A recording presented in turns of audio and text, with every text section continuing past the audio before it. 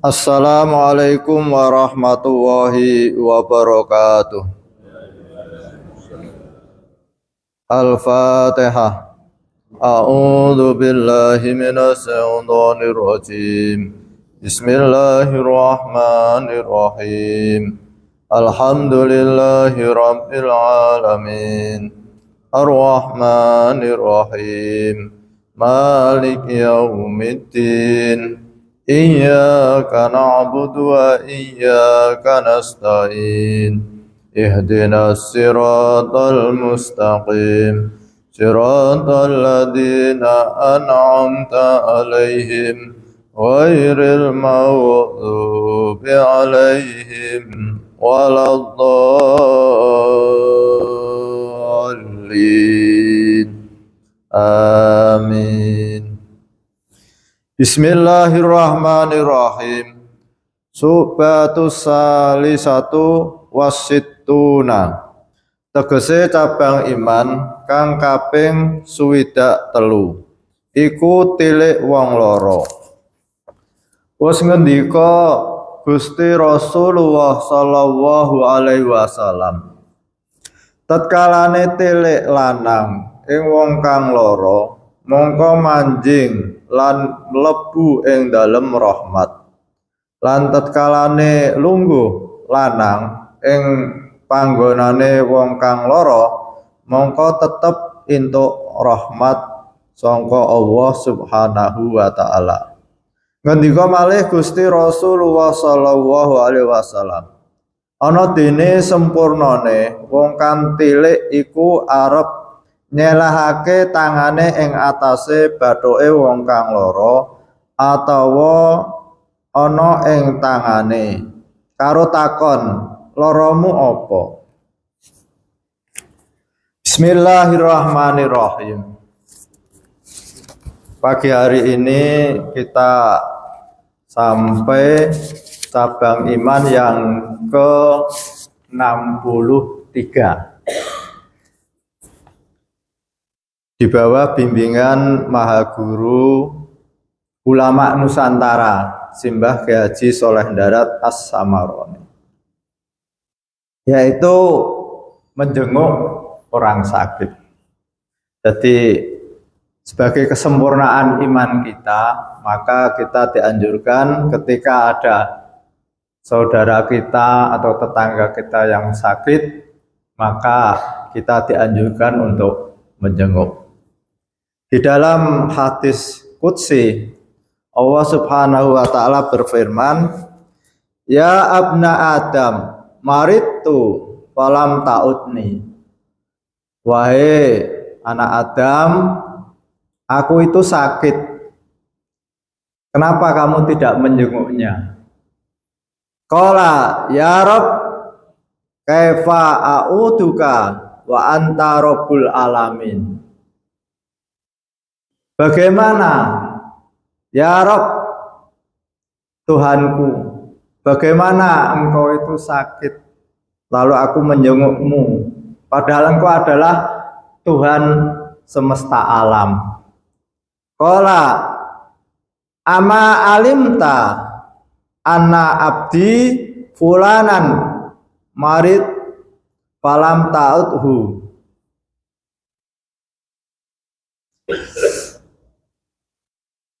Apakah kamu tidak tahu bahwa fulan hambaku sakit, maka kamu tidak menjenguk padanya?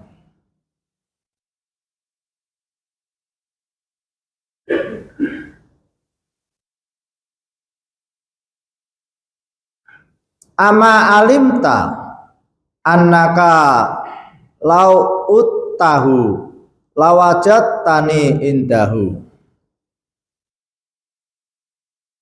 Apakah kamu tidak mengetahui sekiranya kamu menjenguk, niscaya kamu akan mendapati aku di sana. Jadi dari hadis qudsi ini Allah Subhanahu wa taala berfirman bahwa ketika kita menjenguk saudara kita yang sakit atau tetangga kita yang sakit, maka Allah itu ada di sampingnya atau Allah itu bersama orang yang sakit. Sehingga benar-benar dekat. Jadi ketika kita menjenguk saudara kita atau tetangga kita yang sakit, maka digambarkan oleh Allah Subhanahu wa taala itu Allah ada di samping orang sakit itu. Betapa murahnya Allah itu memberikan pahala pada kita. Ini kemurahan Allah Subhanahu wa taala, kalau kita lakukan akan memperoleh kedekatan dengan Allah Subhanahu wa taala. Kalau orang ibadah haji itu dinamakan tamu-tamu Allah. Berarti ada kesan bahwa Allah itu ada di sana. Ini bukan berarti Allah ada di sana, karena pemahaman kita Allah itu ada di mana-mana, tidak bertempat lah.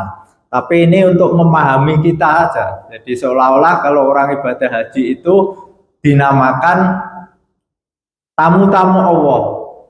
Nah, Allah itu sebagai tuan rumah. Nah, padahal kita ibadah haji itu sebagai tamu Allah butuh waktu yang lama. Apalagi sekarang harus menunggu berpuluh-puluh tahun dengan biaya.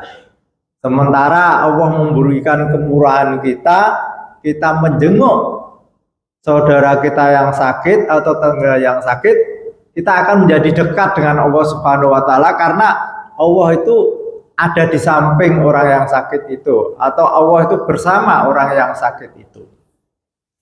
Sehingga karena Allah ada di situ, maka kita akan memperoleh rahmat, memperoleh keberkahan, memperoleh keselamatan, dan memperoleh dikabulkannya keinginan-keinginan kita. Bisa jadi di naskah sana itu kita nanti akan sakit, tapi karena menjenguk saudara kita oleh Allah diedit, Pak. Jadi biasanya sinetron atau film itu sebelum dimunculkan kan ada editing. Wah, ini kurang bagus diedit. Oh, ini mestinya kecelakaan diedit, tidak jadi. Nah, ini keuntungan kita apabila kita menjenguk saudara kita atau tetangga kita yang sakit, paling tidak kita akan dilindungi dari Allah Subhanahu wa taala. Karena kita banyak sekali kekhawatiran atau ketakutan melihat orang itu di rumah sakit, kita ada bayangan, jangan-jangan saya besok juga seperti itulah. Ini dengan keyakinan bahwa ketika kita itu menjenguk saudara kita atau tetangga kita yang sakit, Allah akan melindungi kita dari berbagai macam penyakit. Itu yang pertama. Lalu yang kedua, di dalam kitab Riyadhus Shalihin itu saya temukan Rasulullah SAW bersabda, seorang mukmin yang menjenguk saudaranya yang sakit pada pagi hari, maka 70.000 malaikat mendoakan dari pagi sampai sore hari, mendoakan kebaikan orang itu. Betapa senangnya kita didoakan oleh 70.000 malaikat untuk kebaikan kita. Ya, bisa jadi kita diselamatkan dari musibah, bisa jadi hajat-hajat kita dikabulkan karena doa malaikat ini. 70.000. Nah, ini kalau pagi hari. Kalau menjenguknya sore hari, maka malaikat 70.000 malaikat mendoakan kita dari sore hari sampai pagi hari. Pernahkah kita berdoa dari pagi sampai sore? Nah, malaikat kan tidak makan, jadi tidak kerja, maka doa terus sampai pagi sampai sore. Maka kesempatan ini budayakan, Pak Haji, ya. Ketika ada saudara kita sakit, kita kunjungi, karena ini pahalanya besar sekali. Lalu apa yang harus kita lakukan? Yang pertama, kita tidak boleh keluar dari sunatullah. Sunatullah itu sebab akibat atau aturan main yang Allah berikan pada kita. Di antaranya ketika ada seorang yang sakit, dan oleh dokter sakitnya itu menular, maka kita tidak boleh nekat. Seperti kemarin rame-rame corona. Oh, kita itu kan sunatullah, sudah menurut ilmu medis ini bahaya, maka kita tidak boleh nekat. Wah, semua kan Allah. Kalau Allah tidak menjadikan sakit kan tidak apa-apa, tidak bisa. Kita harus ada aturan main, ada sunatullah yang harus kita patuhi. Yang namanya api itu panas, maka kalau kita mengatakan, oh kalau Allah tidak menjadikan panas, ya enggak. Nah, itu kan Nabi Ibrahim, kita tidak. Nah, ini itu yang pertama. Lalu yang kedua itu tadi di dalam kitabnya Mbah Soleh Darat itu dianjurkan kita itu memegang batu, tapi ya kita kurang nyaman ya. Kalau tangan mungkin ya, jadi kita ketika datang, saya Pak Haji Dewi sakit, saya pegang tangannya, Pak Haji sakit apa? Nah itu anjuran, mungkin menambah kedekatan kita. Saya sendiri pernah sakit tuh, ada teman saya datang megang tangan, mungkin dia sudah membaca hadis ini barangkali. Kok megang tangan sama tanya sakitnya apa? Oh, tapi secara psikologi saya itu terasa, oh ada kedekatan itu. Maka ya nanti kalau rombongan ya sebagian saja, paling tidak bersalaman, semoga cepat sembuh itu. Ya, yang kedua. Lalu yang ketiga ini penting, kita besarkan hati orang yang sakit itu. Jangan ditakut-takuti. Pak Haji Dawi sakit apa Pak Haji? Wah sesek Pak Haji. Wah kemarin tetangga saya itu Pak sakit sesek malah meninggal Pak. Wah itu malah raka-raka berasa tilik wae nang ngono kuwi. Ora gawe senenge wong ya. Jadi besarkan hati orang yang sakit itu. Ya paling tidak sakit apa toh Pak Haji Dawi? Sesek Pak. Oh kecil itu, Allah itu kan Maha Kuasa. Kemarin tetangga saya itu sudah sembuh. Nah, ini kan membesarkan, memberikan semangat, jangan malah ditakut-takuti. Lalu yang berikutnya itu lebih penting lagi itu keluarga. Keluarga harus dibesarkan hati, diberi nasihat. Ini adalah lahan pahala buat panjenengan. Sabar, jangan malah dikompori. Wah kemarin tetangga saya itu suaminya stroke, minta cerai kok. Nah, ini kan ngompor-ngompor, buat apa? Kamu kan masih muda, yang sakit biar sakit, cari aja yang baru. Nah, ini rakawan kafe. Ya udah, orang sudah jengkel, dikompori sisanya. Banyak orang kan tidak hanya laki-laki, tidak hanya satu. Kamu masih muda, masih ada kesempatan untuk cari yang lain. Nah ini kasihan yang sakit tuh ya. Yang sakit tidak dirawat malah cari orang lain. Ini semoga tidak terjadi di jamaah kita. Kalau memang diuji oleh Allah Subhanahu wa taala itu lahan pahala, dan secara rasio mungkin dia akan mendapat kesenangan, tapi di akhirat rugi besar karena membuat penderitaan orang lain, dia berbahagia di atas penderitaan orang lain. Ya kalau punya istri atau suami, ya kalau mau senangnya mau, ya susahnya juga mau. Tidak senangnya saja mau, susahnya tidak mau. Ini kan raka ruang kabeh. Lalu yang terakhir yaitu kita budayakan keindahan ajaran Islam ini, kita budayakan, kita tunjukkan pada non muslim bahwa Islam itu indah, Islam itu baik. Karena jangan sampai keindahan Islam, kebaikan Islam ini tertutup oleh diri kita. Maksudnya apa?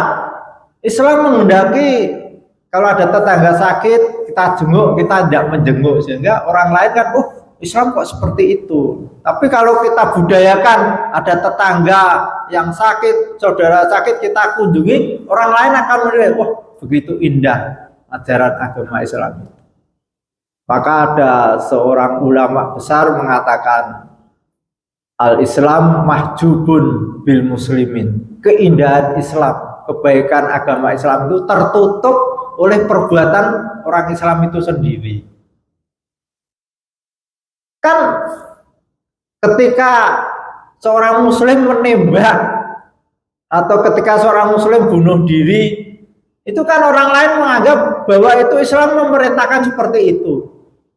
Kan sehingga orang lain terus mengecam, oh, Islam itu tidak manusiawi. Nah, maka kita hal-hal yang indah, yang baik ini kita budayakan. Lalu ketika tetangga kita itu non muslim, maka apakah kita boleh menyuk? Kita tetap dianjurkan. Tidak lalu tetangga tidak Islam lalu kita tidak menjenguk. Tapi ada aturan. Ketika kita menjenguk tetangga kita yang tidak beragama Islam, maka kita tidak boleh mendoakan. Kenapa? Kan pahamnya, konsep ketuhanannya beda. Tuhan kita dengan Tuhan, dia punya Tuhan sendiri. Jadi kalau kita mendoakan, toh dia bayangannya kamu itu ditolak oleh Tuhan saya, misalnya begitu. Jadi kita tetap berbaik-baik dengan tetangga walaupun toh tidak seagama. Tapi kebaikan itu ya dalam bentuk batas-batas tertentu. Kalau tetangga kita sakit ya kita jenguk. Ya paling tidak ya sebagai kebaikan kita ya semoga cepat sembuh. Tapi tidak ada doa yang diajarkan oleh Nabi yang kita bacakan. Oh iya, doanya, nah ini ketika kita menjenguk saudara kita sesama muslim, maka kita disunahkan agar membacakan doa. Lah ini doa yang langsung dari Rasulullah. Allahumma rabban nas adhibil ba'sa. Allahumma rabban nas adhibil ba'sa. Sebaiknya dihafal. Allahumma rabban nas adhibil ba'sa isfi, sembuhkanlah. Nah, isfi ini kita sebut, misalkan yang sakit Pak Sigit ya isfi Bapak Sigit, sembuhkanlah Bapak Sigit. Lalu antas safi, engkau adalah zat yang menyembuhkan. La sifa illa sifauka, tidak ada kesembuhan kecuali dari engkau ya Allah. Sifa Allah yughadiru sakoman, kesembuhan yang tidak menjadikan sakit lagi. Pendek, tapi kalau tidak dihafalkan udah apa. Kalau terpaksa tidak apa ya ditulis ketika mau menjenguk, tak bacakan doa. Ini doa dari Rasulullah. Ya tidak apa-apa karena tidak apa, tidak usah malu. Wong itu doa itu dibaca kadang setahun sekali belum tentu. Kecuali nak Robbana Atina kan paling tidak sehari 5 kali. Al-Fatihah. A'udzubillahi minasyaitonirrajim. Bismillahirrahmanirrahim. Alhamdulillahirrahmanirrahim. Maliki yaumiddin. Iyyaka na'budu wa iyyaka nasta'in. Ihdinas siratal mustaqim. Siratal ladzina an'amta 'alaihim ghairil maghdubi 'alaihim waladdallin. Assalamualaikum warahmatullahi wabarakatuh. Ada pertanyaan? Ibu-ibu, bapak, oh.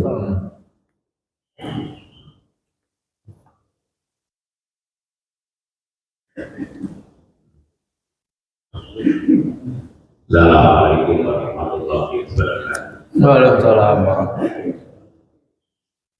Saya tertarik soal membiasakan.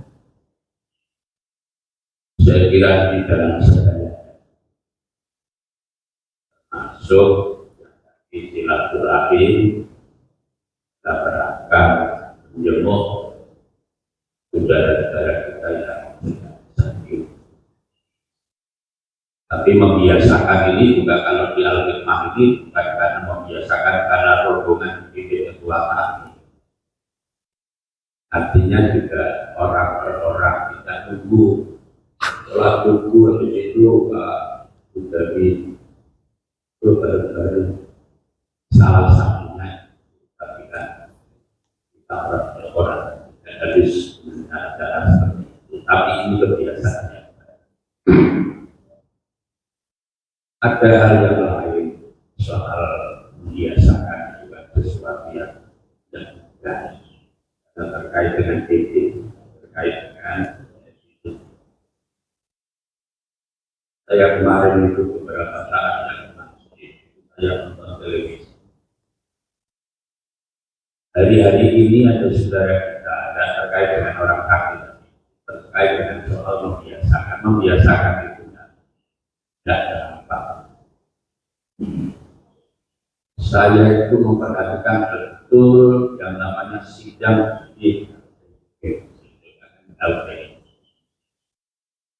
yang diputus itu siapa? Saudara kita. Saya kira pada lihat putusan dari DKPP terkait dengan ketua KPP. Ya. Beliau adalah seorang santri yang kalau baca terjemahan Pegon itu udah di luar kepala. Namanya saja juga menakutkan, meniru tokoh Nusantara. Beliau seorang santri, udah pokoknya pintar, doktor. Beliau yang Nusantara juga, ya kayak ini. Coba bayangkan seorang yang mimpin pemilihan apa saja yang dipilih di Republik ini, mau presiden, legislatif, mau pemilu kata yang ada. Tetapi kok bisa seorang levelnya yang ngaji apa saja itu, yang kitab-kitab itu apa saja itu juga ada, bisa. Tetapi kok bisa sampai terjerembab perbuatan yang sangat dilarang oleh Allah Subhanahu wa Ta'ala. Tempatnya saja itu di negara. Dan saya kebetulan bukan hanya siapa-siapa, itu sahabat saya. Saya betul-betul prihatin dan barusan saya kirim pada dekan tempat kampusnya beliau berada. Saya sangat prihatin. Ini sebetulnya seorang kiai. Jadi ketua KPURI itu kalau cuma kiai-kiai di lingkungan sini aja itu jauh lebih hebat. Kalau di kampus itu dia mengisi pengajian. Jadi saya katakan, tapi Allah Subhanahu wa Ta'ala makanya dikatakan dia membiasakan luar biasa. Jadi Islam itu dibunyikan, bukan hanya di kata-kata saja. Dan barangkali kita bersyukur pada Allah Subhanahu wa Ta'ala, jangankan yang dilakukan oleh seorang ustaz yaitu kita itu bicara tentang soal menjenguk orang sakit, kan jauh dari yang dilakukan oleh dia. Saya hanya mengingatkan kita semua membunyikan ajaran-ajaran Islam ini luar biasa. Sehingga tadi kita sampaikan bahwa orang melihat orang Islam itu seperti itu. Jadi membiasakan sesuatu yang diajarkan apakah dalam Al-Quran. Jadi saya tidak ada pertanyaan, saya ingin mengingatkan pada kita semua, kita bersyukur kita seperti ini karena orang yang punya pengetahuan yang menurut saya itu luar biasa adalah saya itu kalau ketemu dengan dia itu saya kalau toh begitu tidak junior saya bisa cerita, tetapi ya Allah disidangkan dan semua orang melihat dan dunia itu lihat yang bersangkutan itu terjerembab dalam sebuah kebiasaan yang sangat. Saya kira itu yang saya ingin sampaikan pada kalau begini kata kita isinya kabar tawassul bil haq. Terima kasih. Assalamualaikum warahmatullahi wabarakatuh. Assalamualaikum warahmatullahi wabarakatuh. Jadi terima kasih Pak Abdul yang disampaikan Pak Abdul yang luar biasa bahwa kita harus benar-benar tetap lurus untuk tetap berdoa melakukan kebaikan karena kita tidak boleh bangga dengan ibadah kita, tidak boleh bangga dengan perbuatan kita. Semua bisa saja suhul khotimah, semua saja bisa husnul khotimah. Yang kita lakukan hanya istiqomah untuk melakukan kebaikan. Kemudian kalau informasi nanti malam pengajian Kusina, kalau ada waktu mau hadir. Yang kedua malam Sabtu, malam Minggu ya, malam Minggu besok alhamdulillah kita sudah sampai ujung tahun 1445 Hijriah dan besok malam sudah 1 tahun, kemudian tahun menghadapi 1446 Hijriah, insya Allah habis maghrib diadakan doa akhir tahun dan awal tahun. Kalau ada waktu mau hadir besok maghrib, habis maghrib Sabtu maghrib. Mohon Pak Haji Farudin memimpin doa bersama, semoga bisa hadir dan bisa berdoa semoga dosa-dosa kita di tahun kemarin diampuni Allah Subhanahu wa taala, amal-amal kita diterima Allah Subhanahu wa taala, dan tahun ke depan moga-moga Allah memberikan tetap keimanan kita, memberikan kebaikan kita, keselamatan dan kemudahan kita. Oke, teman-teman, terima kasih. Assalamualaikum warahmatullahi wabarakatuh. Yang terakhir saya bayar utang Pak Bas. Jadi sudah saya temukan itu ketika ada salam japri, yang japri itu misalkan saya assalamualaikum japri sama Pak Sigit, begitu Pak Sigit buka WA langsung secara lisan waalaikumsalam warahmatullahi wabarakatuh, itu sudah cukup. Tapi untuk menghindari suudon sebaiknya sekarang kan ada stiker itu waalaikumsalam, itu wajib ain. Tapi ketika dari takmir baju dawi assalamualaikum, maka itu fardu kifayah. Kalau dari grup itu ada yang menjawab sudah gugur. Tapi kalau japri wajib ain individual. Ya Pak Bas ya. Jadi ketika Pak Bas tak japri assalamualaikum, secara lisan waalaikumsalam warahmatullahi wabarakatuh, tapi ditambahi stiker. Kalau pegang ngetik soalnya nutul-nutul sering keliru. Jangan-jangan tulisan Arab tulisannya beda. Maka alhamdulillah sekarang banyak stiker asal waalaikumsalam toh. Nah itu stiker aja Pak Bas. Itu aman. Kita tutup kajian pagi hari ini dengan bacaan hamdalah bersama-sama. Alhamdulillahirabbil alamin. Wassalamualaikum warahmatullahi wabarakatuh.